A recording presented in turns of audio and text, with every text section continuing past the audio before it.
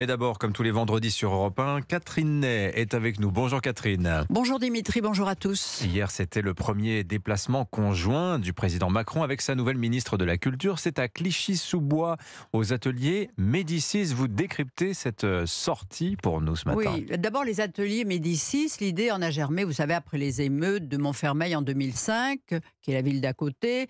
Il fallait apporter de la culture aux jeunes des cités, qui était la meilleure façon de prévenir les incendies. Alors, à l'instar de la Villa Médicis de Rome, moins les jardins et vues sur les toits de la ville éternelle, Clichy-sous-Bois accueillerait des artistes étrangers de toutes disciplines qui vont écrire, composer, réalisant, tout en y associant les habitants, et ça marche. Mais ni le ministère de la Culture, ni la région, ni le maire, en l'occurrence Olivier Klein, éphémère ministre de la ville, qui tous participent au financement, n'envoient au chapitre, aux décisions artistiques qui dépendent de la seule direction de l'établissement.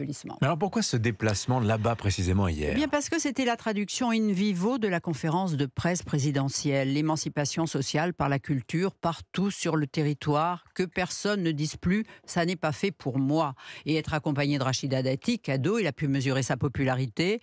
Quand une jeune fille lui a lancé « Pour moi, vous êtes un modèle, vous m'avez laissé espérer qu'on peut y arriver quand on habite ces quartiers, vous êtes iconique ». Elle était applaudie, entourée, enfin voilà, c'était elle la star. Mais sur les images, on la voyait à peine, Rachida Dati, presque cachée, inhabituellement discrète. Oui, mais pas besoin d'en rajouter, justement, parce que je vous l'ai dit, elle était la star, tout le monde venait la toucher, elle voulait... Alors, c'est le président qui parlait, parce qu'il aime parler, et il était de très bonne humeur, jusqu'à embrasser Valérie Pécresse. Il avait l'air d'être en récréation. Vous savez, pour le remaniement, on sait qu'il n'a écouté personne.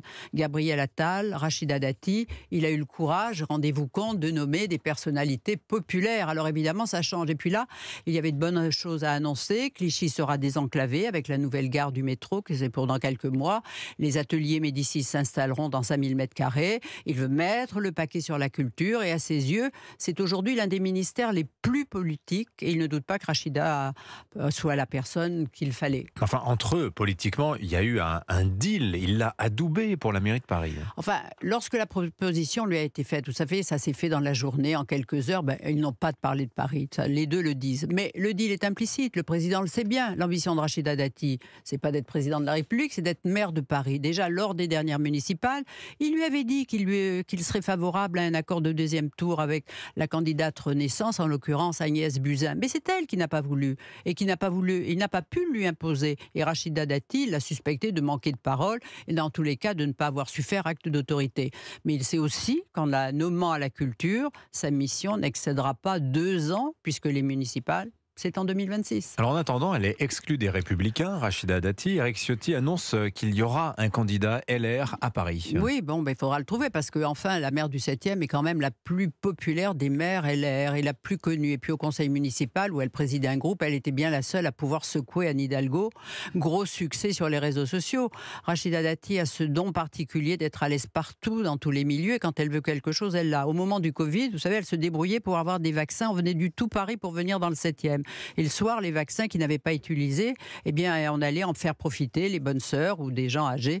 Vous savez, Rachida Dati, c'est une énergie. Alors pour LR, il sera difficile de lui trouver une remplaçante. Signature Europe 1, Catherine Ney. Merci beaucoup Catherine. On vous retrouve tous les vendredis matins dans Europe 1 Matin.